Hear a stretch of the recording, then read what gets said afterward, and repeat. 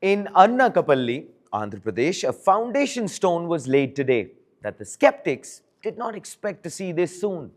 Back in 2024, when the integrated clean energy policy was announced, the critiques called it paper gains.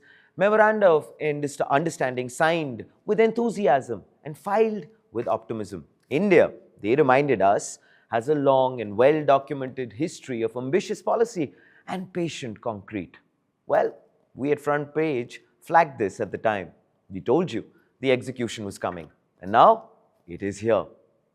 Renew Power has placed 5,400 crore rupees on the ground, not in a document or a press release, in Anna Kapalli. Chief Minister Nara Chandrababu Naidu was at the site today. So was Renew CEO Sumant Sinha. Nasdaq listed companies do not fly their chief executives to groundbreaking ceremonies unless the numbers hold up. This is the first major project under Andhra Pradesh's 82,000 crore rupees clean energy plan, and the clock has started. India currently imports the majority of its solar wafers and ingots, leaving the entire supply chain exposed at the point where it matters the most. Most clean energy coverage focuses on the panel in the field. That is the final step. The upstream fight, which is ingots, wafers, the components that actually make solar generation possible, is where India has been exposed for a very long time, dependent on imports and vulnerable to supply disruptions.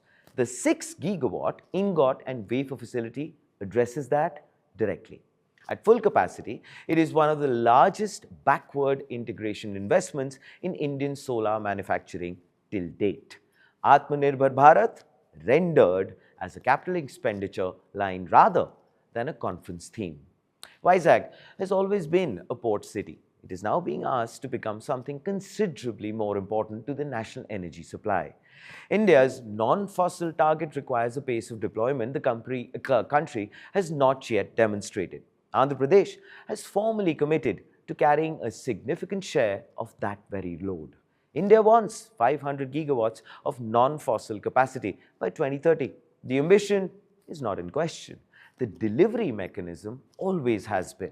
The 2024 Integrated Clean Energy Policy was the declaration. Renew's 5,400 crore rupees commitment with commissioning planned within 24 months is the first concrete answer to whether the declaration meant anything.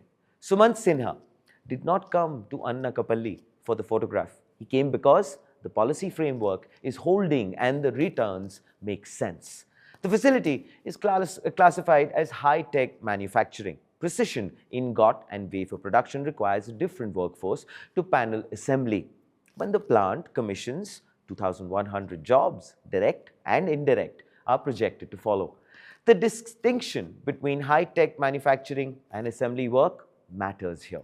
India has put panels in fields. Manufacturing the upstream components at this scale is a different industrial proposition, requiring investment in a different class of workforce. The 24-month commissioning window means those roles begin materializing well before 2030. Andhra Pradesh is not waiting for the sprint to begin. It has already left the blocks. Andhra Pradesh has carried the weight of skepticism about its clean energy ambitions long enough to know what proof of concept actually costs. Renew's investment today is not the full answer. It is a 24-month commitment, a first domino, if you will, and a very public test of whether proactive governance holds when the capital is real and the timelines are fixed.